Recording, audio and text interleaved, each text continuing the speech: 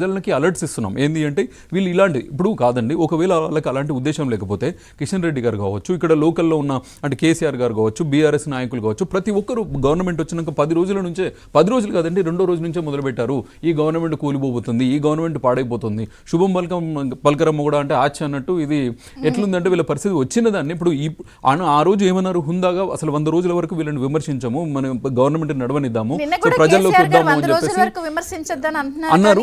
కేసీఆర్ గారు అది వేరే లేండి. ఇప్పుడు కేసీఆర్ గారు ఇక్కడ 6 కిలోమీటర్లు ఉన్న అసెంబ్లీకి రారు, కానీ 60 కిలోమీటర్లు ఉన్న కరీంనగర్ పోతాడు, ఇట్లా నల్గొండ పోతా ఉంటారు. మేము హెలికాప్టర్ పెడతాం కాళేశ్వరం అంటే కాళేశ్వరం రాలేదు, అసెంబ్లీలో రాడు, అసెంబ్లీలో దాక్కుంటా ఉంటాడు. ఆయన ఎప్పుడైతే ఏకపక్షంగా ఏదైతే చెప్పగలుగుతాడో ఆ సభలకు మాత్రమే వెళ్తాడు. అవతలోడు క్వశ్చన్ చేస్తానంటే మళ్ళీ అక్కడికి వెళ్ళాడు సుమా.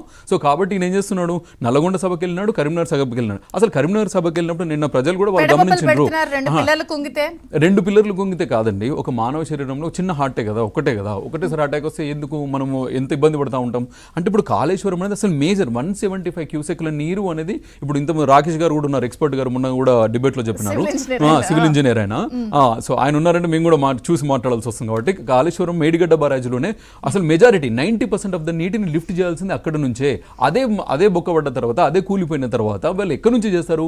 ఈ రోజు నిన్న వచ్చిన తర్వాత నిన్న కేసీఆర్ గారు స్టేట్మెంట్ ఉంది, నేను ఉన్నప్పుడు ఒక ఎకరం అన్న ఎండిందా అని చెప్పేసి. అసలు నాగార్జున సాగర్ లో క్రాప్ హాలిడే ప్రకటించింది ఎవరు? ఆ విషయాన్ని ఎందుకు మర్చిపోతున్నారు వీళ్ళు? క్రాప్ హాలిడే ప్రకటించింది వాళ్ళే. నిజంగా మీరు ఉన్నప్పుడు ఎవరైనా ఉంటే 2019 నుంచి మీరు ఎన్ని టీమ్స్ నీళ్ళు ఎత్తిపోసిండ్రు? సో ఇవన్నీ విషయాలు చెప్పక కరీంనగర్ను డల్లా చేస్తా, వరంగల్ను వాషింగ్టన్ చేస్తా, నల్లగొండను న్యూయార్క్ చేస్తా అని చెప్పేసి మరి మొన్నటి ప్రజలు కూడా ఆలోచించరు. చాలా వరకు నల్లగొండ ప్రజలు కూడా వ్యతిరేకించరు. మా నల్లగొండ న్యూయార్క్ చేసినాకనే రావాలి, ఇప్పుడు కరీంనగర్ డల్లా చేసినాక రావాలని చెప్పేసి నిన్న కూడా ప్లకార్డులు పట్టుకున్నారు. కాకపోతే వాళ్ళు దాన్ని మీడియాను చూపించలేదు, కానీ ఇలాంటివి కూడా జరిగినాయి. సో ఇన్ని సందర్భాలలో ఇప్పుడు తెలంగాణ ప్రజలు అనేది కంప్లీట్ గా కాంగ్రెస్ వైపు మొగ్గు చూపుతున్నారు. సో వీళ్ళు ఏమున్నా కూడా ఆ ద్వితీయ స్థానం కోసం కొట్లాడుతున్నారు. ఆ ద్వితీయ స్థానంలో నేను చెప్తున్నాను, ఇక్కడ బీఆర్ఎస్ అనేది లేదు, ద్వితీయ స్థానానికి బీజేపీ వచ్చింది. సో బీజేపీ ద్వితీయ స్థానంగా ఉంది. సో దానిలో కూడా